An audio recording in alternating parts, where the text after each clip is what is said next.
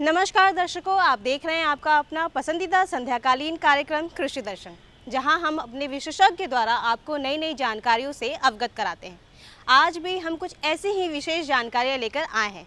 आज के हमारे इस कार्यक्रम की कड़ी में हम जानेंगे रवि सब्जी की खेती एवं उसके प्रबंधन और साथ ही जानेंगे मत्स्य पालन की वैज्ञानिक पद्धति के बारे में। लेकिन सबसे पहले आइए देखते हैं खबरें खेती की। नमस्कार किसान भाइयों और बहनों, आप देख रहे हैं खबरें खेती की। मैं हूं आपके साथ रजनी राय। तो आइए नजर डालते हैं आज के मुख्य समाचारों पे। तालाबों का कराया जाएगा जीर्णोद्धार। कृषि विज्ञान केंद्र वैशाली देगा बकरी पालन की ट्रेनिंग। और आय बढ़ाएगी बॉयलर मशीन। सरकार द्वारा निजी तालाबों के जीर्णोद्धार की पहल की जा रही है। निजी तालाबों के जीर्णोद्धार के लिए 40% तक अनुदान दिए जाने की योजना है। जिले के निजी तालाबों के जीर्णोद्धार की पहल मत्स्य विभाग द्वारा की गई है। मुख्यमंत्री 7 निश्चय योजना भाग 2 के तहत वित्तीय वर्ष 2022-23 के लिए इच्छुक मछली पालकों ने ऑनलाइन आवेदन मांगी गई है। पशुपालक भाई बहनों, हुनर को और भी निखारा जा सकता है। प्रशिक्षण के माध्यम से ऐसी ही कोशिश की जा रही है कृषि विज्ञान केंद्र हरिहरपुर वैशाली में, जहां वैज्ञानिकों के द्वारा बकरी पालन का प्रशिक्षण शिविर लगाया गया है। यहां मुफ्त प्रशिक्षण प्राप्त कर आप और भी बेहतर तरीके से अपने पशुओं की देखभाल कर सकते हैं। विशेष जानकारी डॉक्टर अनूप कुमार से। कृषि विज्ञान केंद्र वैशाली में अभी जो है रिसेंटली बकरी पालन पे ट्रेनिंग शुरू हो जा रही है, जिसमें कि एक SC/SP प्रोजेक्ट के अंतर्गत ट्रेनिंग होगी और दूसरा जो है ICR की फंडिंग के अंतर्गत ट्रेनिंग होगी। एक ट्रेनिंग में हम लोग 25 से 30 जो है प्रशिक्षक को रखते हैं और ऐसे हम 3-4 बैच अभी लगातार चलाएंगे। कृषक बंधुओं, अपनी पौष्टिक गुणों और स्वाद के कारण मशरूम बेहद लोकप्रिय सब्जी है। न केवल उपभोक्ताओं बल्कि उत्पादकों के लिए भी ये आकर्षण का केंद्र है, जिनका कारण है इसके उत्पादन में बेहतर मुनाफे का सुनिश्चित होना। यदि आप इसके उत्पादन से जुड़े या जुड़ना चाहते हैं तो कुछ खास बातों का ध्यान रखकर ज्यादा लाभ ले सकते हैं, जैसे कि मचान का प्रयोग कर प्लास्टिक की थैलियों में मशरूम का उत्पादन।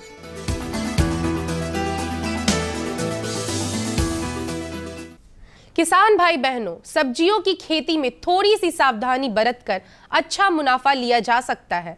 इसके उत्पादन में लागत कम लगती है और मुनाफा ज्यादा होता है। वैशाली जिला के प्रगतिशील और कर्मठ किसान रवि शंकर राय जो नेनुआ, भिंडी और बैगन का उत्पादन कर रहे हैं और काफी मुनाफा ले रहे हैं। आगे चलकर उनकी फूलगोभी के उत्पादन की योजना है। आइए उनसे जानते हैं सब्जियों के उत्पादन से जुड़े उनके अनुभव को। बैगन लगाए हुए हैं, भिंडी लगाए हुए हैं, गोभी तो अभी नहीं रोपाया है, घिउरा है, ये सब खेती किए हुए हैं। कितना पूंजी लग गया होगा इस सब में? लमसम 2000 रुपये कट्ठा खेती पर पड़ जाता है। और कितना आ जाता होगा? आय तो अभी साफ नहीं हो रहा है। हाँ। अभी तो माने कि भिंडी 5 रुपये किलो, 3 रुपये किलो, घिउरा 10 के 3 किलो, यही रेट में बिक रहा है। किसान भाई बहनों, अनानास स्वाद और पौष्टिकता से भरपूर होने के कारण काफी लोकप्रिय फल है। इसके उत्पादन की हमारे सूबे में काफी संभावनाएं भी हैं। इसके उन्नत प्रभेदों का प्रयोग काफी लाभ दे सकता है। भारत में उगाए जाने वाले अनानास की अधिकांश व्यावसायिक किस्में केव, जायंट केव, क्वीन, मॉरिशस, जलधूप और लंखट है। अनानास एक खट्टा, मीठा और रसीला फल है। अनानास को पाइनएप्पल के नाम से भी जाना जाता है। यह बाहर से दिखने में सामान्य रूप से हरे रंग का कांटेदार और अंदर से पीले रंग का थोड़ा कड़क होता है। अनानास को सेहत के लिए बहुत गुणकारी माना जाता है। इसमें antioxidants, calcium, fibre, vitamin C और कई जरूरी तत्व पाए जाते हैं। जो सेहत के लिए काफ़ी अच्छे माने जाते हैं। अनानास को औषधीय गुणों की खान कहा जाता है। अनानास में पाए जाने वाले पोषक तत्व शरीर को कई समस्याओं से दूर रखने में मदद कर सकते हैं, लेकिन इस फल को खाने के कई नुकसान भी हैं, इसलिए इसका अधिक मात्रा में सेवन ना करें।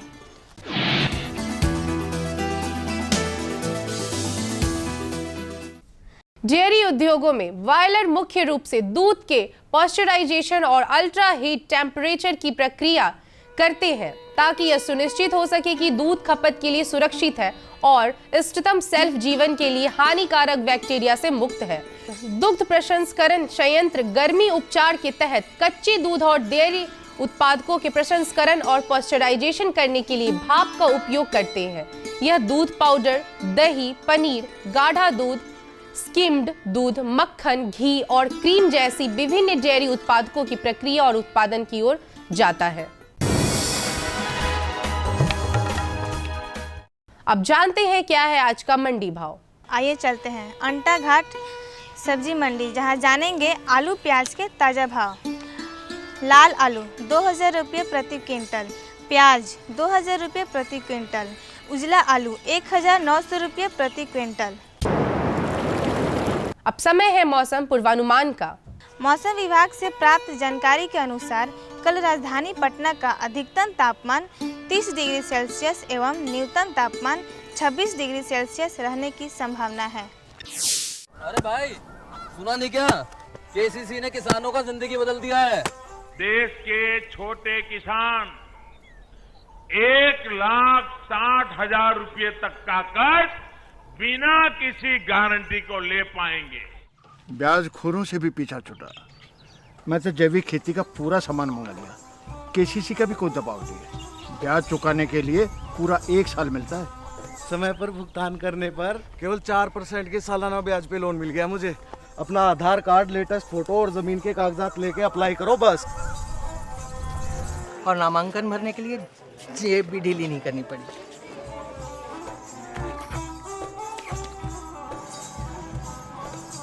चाचा, उधार चुकाने के 24 घंटे के बाद उतने ही पैसे वापस निकाल सकते हैं। केसीसी ने किसानों की जिंदगी वाकई बदल दी है। तो आप भी। अरे भाई रामेश्वर, क्या बात है? बड़े परेशान दिख रहे हो।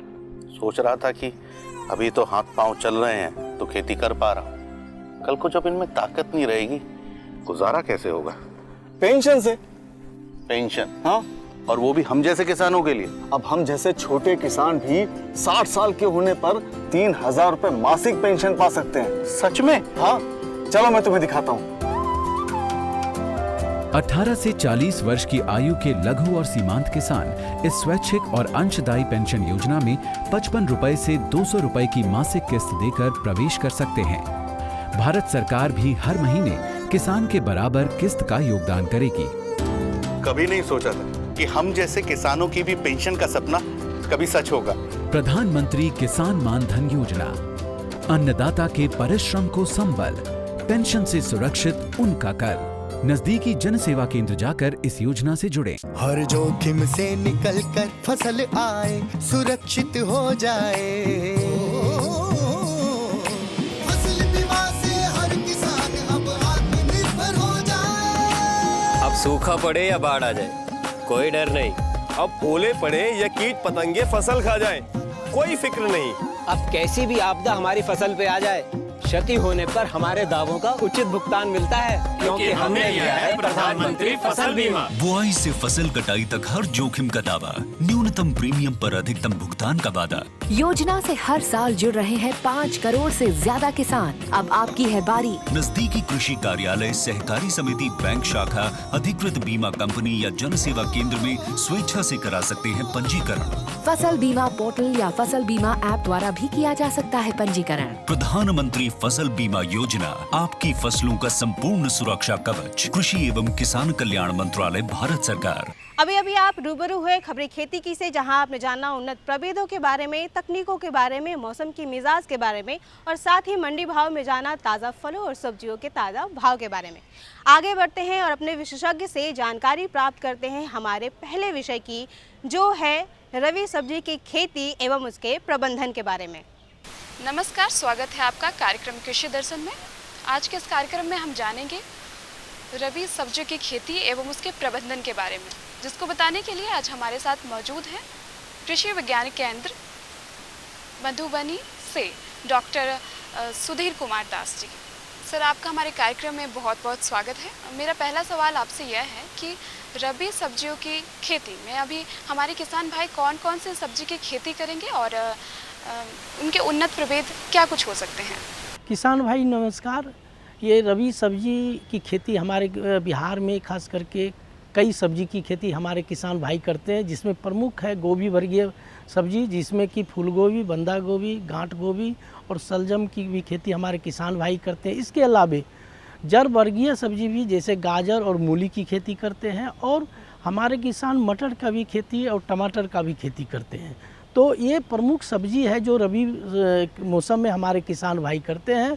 और इस सब्जियों की अगर हमारे किसान भाई प्रभेद का सलेक्शन सही ढंग से कर लेते हैं, चुनाव सही ढंग से करते हैं, तो उसका उत्पादन उसको अच्छा मिलता है।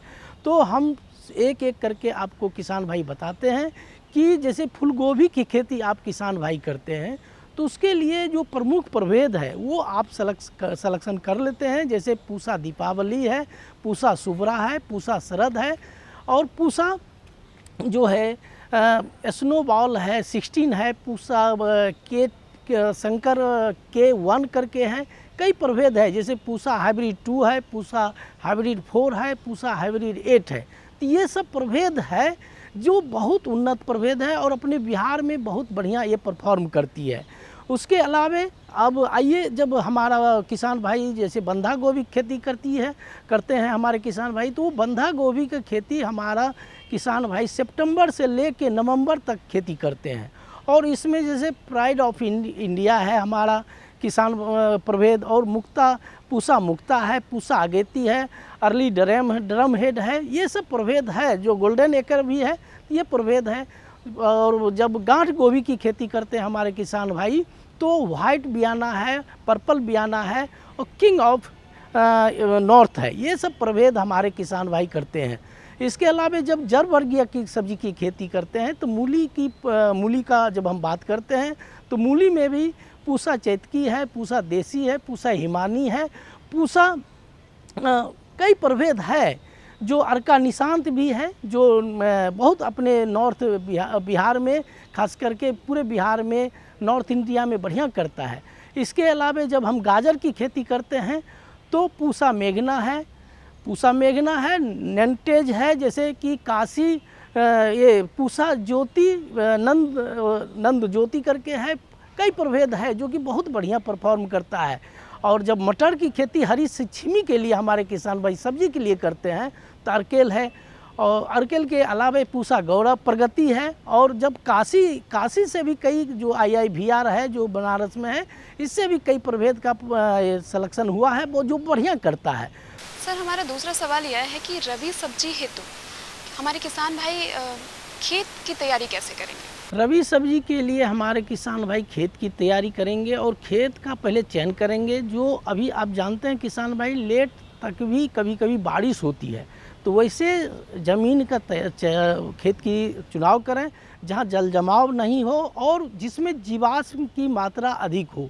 ऐसे भूमि का आप चयन करें, और जब भूमि का चयन कर लेते हैं, प्रभेद का चयन कर लेते हैं, तो उसके लिए जब आप गोभी वर्गीय खेती करते हैं, गोभी वर्गीय सब्जी खेती, तो उसमें nitrogen 120 kg, phosphorus 80 kg, potash 80 kg की ज़रूरत होती है। या आप फूल गोभी की खेती करें, या बंधा गोभी, या गांठ गोभी का, तो इसमें यही मात्रा है। जब टमाटर का भी खेती करते हैं, तो उसके लिए भी 120 kg नाइट्रोजन, फास्फोरस 80 kg और पोटास 80 kg की ज़रूरत होती है।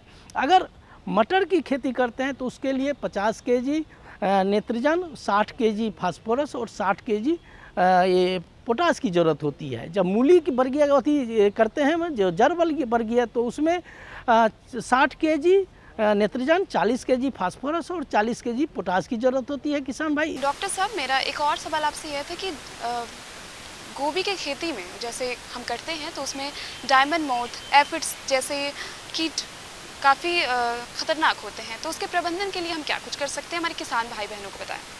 किसान भाई जब हम गोभी वर्गीय करते हैं तो उसमें काफ़ी नुकसान होता है, तो उसके लिए किसान भाई जब डायमंड ब्लैक मोथ का प्रकोप हो जाए या आप गोभी वर्गीय में तितली का भी प्रकोप काफ़ी होता है और एफिड का भी, तो इसके लिए किसान भाई कुछ नहीं, आप डाइमेथोएट 1 ml वो जो 30 EC करके दवाई आती है, कीटनाशक है, वो 1 ml प्रति लीटर का घोल बना के आप स्प्रे करेंगे तो आपका इससे निजात मिलेगा। इसके अलावा किसान भाई आप प्रिकॉशन लें और उसके लिए किसान भाई नीम निर्मित जो दवाई होती है, ये सब्जी हम लोग के स्वास्थ्य से जुड़ी हुई है, तो इसीलिए नीम निर्मित दवाई का प्रयोग आप अवश्य करें। और नीम निर्मित दवाई का जब प्रयोग करेंगे तो 5 ml नीम निर्मित दवाई प्रति लीटर का घोल बना के आप 7 दिन के अंतराल पर 2 से 3 बार जब छिड़काव करेंगे तो इससे आपको निजात मिल जाएगा। डॉक्टर साहब, आप हमारे कार्यक्रम में आए, इसके लिए आपका बहुत बहुत धन्यवाद। 29 फरवरी 2020 ये वो तारीख थी जो देश भर के लघु, सीमांत व भूमिहीन किसानों के लिए उम्मीदों का एक नया सवेरा लेकर आई और उन्हें 10,000 किसान उत्पादक संगठनों यानी FPOs के गठन एवं संवर्धन योजना का उपहार मिला। किसान अब तक उत्पादक तो था ही, अब वो फार्मर प्रोड्यूसर ऑर्गेनाइजेशंस FPO उसके माध्यम से व्यापार भी करेगा। अपने लॉन्च के लगभग 2.5 साल के बाद योजना के परिणाम भी सामने आने लगे हैं। FPOs के गठन ने छोटे व भूमिहीन किसानों को एक समूह के रूप में इकट्ठा किया है, जिससे इनकी ताकत बढ़ी है और नई तकनीक तक पहुंच भी, जिसका असर अब इनके जीवन में दिखने लगा है। इस योजना के तहत FPOs को चलाने के लिए 3 साल के लिए 18 लाख रुपए दिए जाते हैं और 2 करोड़ रुपए तक के लोन पर 75% क्रेडिट गारंटी की सुविधा दी जाती है। मेघालय की Jaintia hills farmer producer company कृषि कल्याण के साथ साथ नारी सशक्तिकरण की भी गवाह बन रही है, क्योंकि इससे जुड़ने वाले किसानों में सारी की सारी महिलाएं ही हैं। अपने गठन के मात्र 9 महीने में ये FPO इन महिला कृषकों की प्रगति को नई गति दे रहा है।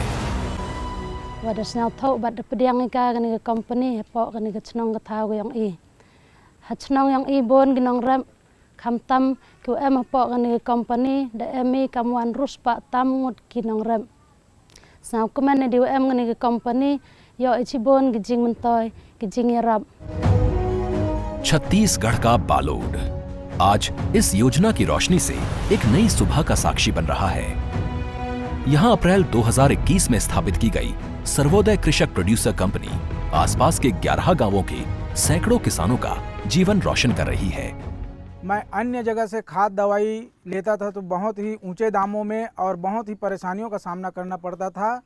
मैं जब से सर्वोदय कृषक उत्पाद लिमिटेड से जुड़ा हूं, तब से मुझे बहुत ही कम कीमत में और आसानी से खाद और दवाई मुझे मिल रही है, जो कि मेरे आय वृद्धि में बहुत ही सहायक है। जब से मैं FPO में जुड़ गया हूं, तब से मुझे मार्केटिंग करने की कोई समस्या नहीं है। मेरा उत्पाद जो है FPO के माध्यम से बहुत दूर दूर तक बिक रहा है। ओडिशा का संबलपुर, जहां के आदिवासी किसान कभी गरीबी कभी अंधेरे में जिया करते थे, वो आज समृद्धि के उजाले से जगमगाने लगा है और SFAC की सहायता व उचित मार्गदर्शन से 7,30,000 रुपए की इक्विटी ग्रांट मिली है। FPO आसला बाद मत 2 पैसा मिलवार बाद मुई गोटे मेसीन बसई करी 2 पैसा अच्छा तेल रो मेसीन बसई करी 2 पैसा भल कमाऊ छे। मैं आगे व्यापारी मैंने कम रेट रे धान नहीं जाऊले, किंतु एखन FPO संस्था आसबार द्वारा हमें दुरियानु नहीं जाकर पाखे धानटा पाई पारुछु और लाभवान बहुत होछु। और FPO के द्वारा छोटे किसानों की ताकत बढ़ाने का जो मेरा लक्ष्य है, उसमें आप जैसे साथी बहुत बड़ी ताकत है। मैं आपको और आपके साथ जुड़े हुए इन सभी किसानों को मैं देख रहा हूं, उनके चेहरे पे मैं उत्साह देख रहा हूं। मेरा उन सबको भी नमस्कार, उन सबको भी बहुत बहुत शुभकामनाएं।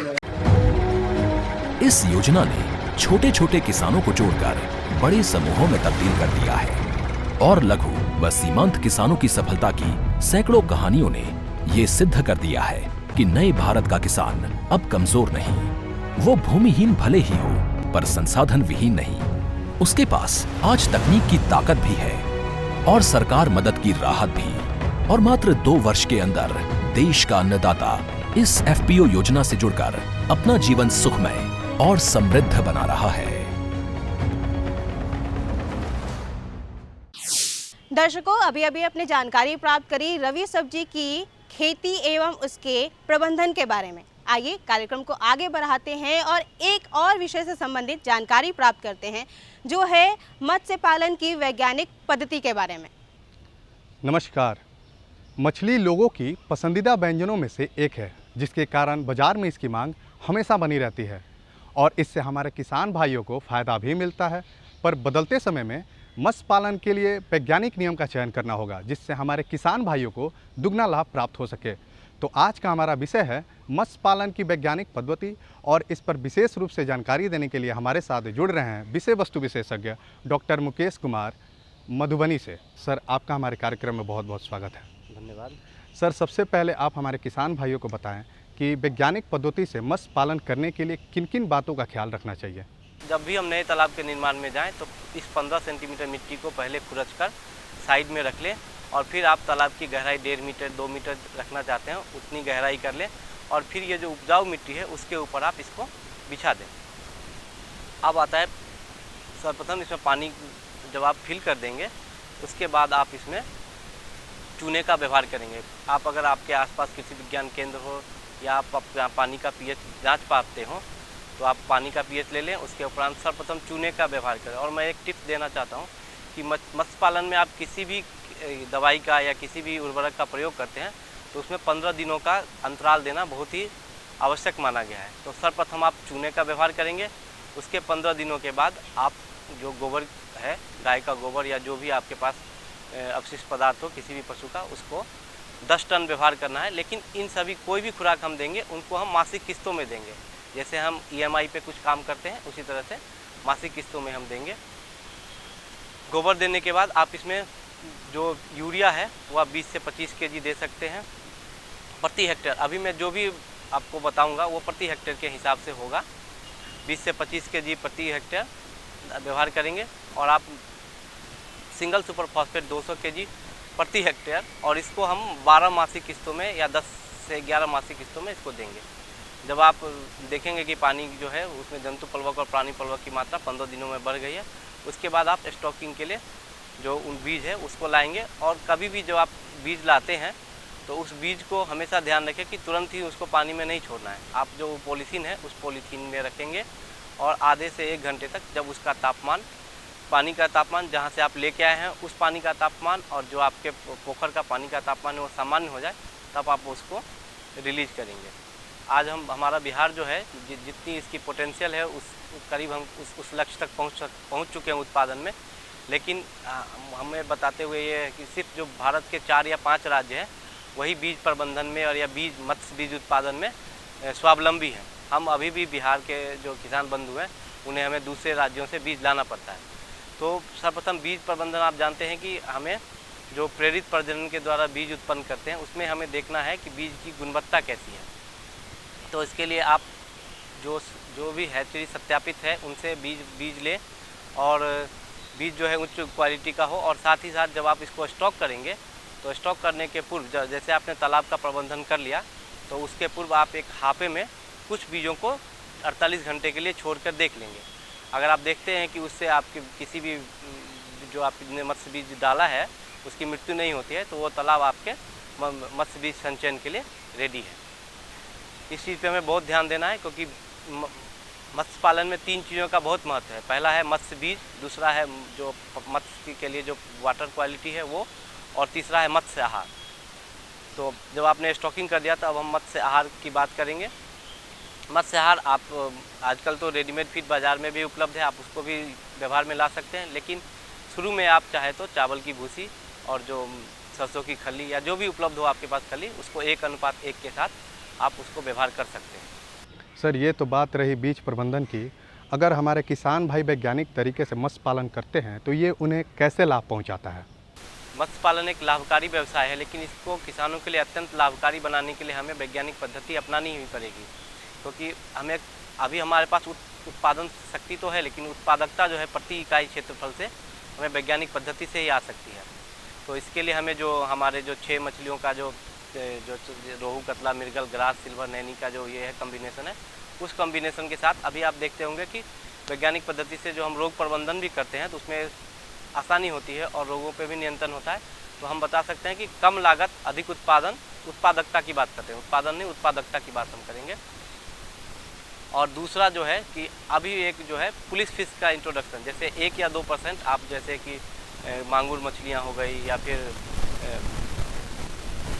नोटोप्टेरस जिसे हम शीतल मछली भी कहते हैं, जिसे हम अपने बिहार में भुन्ना मछली कहते हैं, वो भी आप 1-2% अपने तालाब में संचय करेंगे, जिससे कि जो भी बाह्य कीट हैं, जो कीड़े मकोड़े हैं जो मछलियों को नुकसान पहुंचाते हैं या बाह्य परजीवी हैं, उससे भी आपको किसानों को, इसे हम बायोलॉजिकल कंट्रोल के रूप में भी देख सकते हैं। और दूसरा है कि प्रति इकाई क्षेत्रफल से हम अगर समेकित कृषि प्रणाली अपनाएं तो उसमें इससे हमें कम लागत लगेगी और हमें अधिक उत्पादकता प्राप्त होगी, जिससे हमारे किसान बंधु अधिक लाभ प्राप्त कर सकेंगे। तो किसान भाइयों, अभी आपने ली मत्स्य पालन से जुड़ी संबंधित सारी जानकारियाँ। सर, आप हमारे कार्यक्रम में आए और हमारे किसान भाइयों को इतनी महत्वपूर्ण और लाभकारी जानकारियाँ दी, इसके लिए आपका बहुत बहुत धन्यवाद। धन्यवाद। तो दर्शकों, हम उम्मीद करते हैं कि हमारे आज के इस कार्यक्रम की कड़ी में दी गई तमाम जानकारियाँ आपके लिए उपयोगी रही होंगी। ऐसी ही जानकारियों के साथ हम फिर से हाजिर होंगे हमारे कार्यक्रम की अगली कड़ी में। फिलहाल वक्त हो चला है आपसे विदा लेने का, तो हमें दीजिए इजाज़त। नमस्कार।